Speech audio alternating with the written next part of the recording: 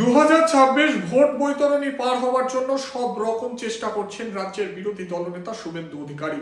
এবার মঞ্চে গায়ক হলেন শুভেন্দুর গলায় শোনা গেল গান। শুনুন সেই গান। গান আছে জানেন তো, চিরদিন কাহারও সমান নাহি যায়। আজকে যে রাজা ছিলা, কাল সে যে ভিক্ষা চায়। চিরদিন কাহারও সমান নাহি যায়। তৃণমূলকে হারাতে ভোট ভাগের কৌশল।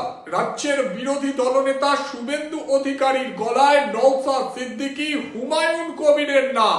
কিভাবে বাংলায় হবে নির্বাচন? রাজ্যের বিরোধী দলনেতা শুভেন্দু অধিকারী গঙ্গাসাগর থেকে ঠিক কি জানালেন শুনুন।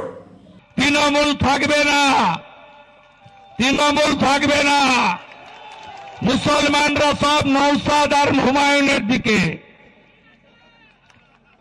আর হিন্দুরা আদিবাসীরা সব মোদিজির দিকে। তোমার জালও যাবে, গামছাও যাবে।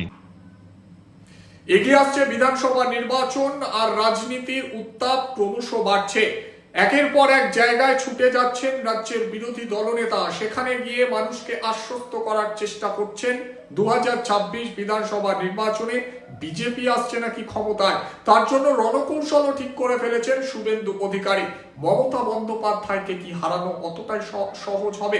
শুভেন্দু অধিকারী কি টেক্কা দিতে পারবে রাজ্যের মুখ্যমন্ত্রী মমতা বন্দ্যোপাধ্যায়কে? কি মনে করছেন আপনারা? সরাসরি আপনারা আপনাদের মতামত জানান।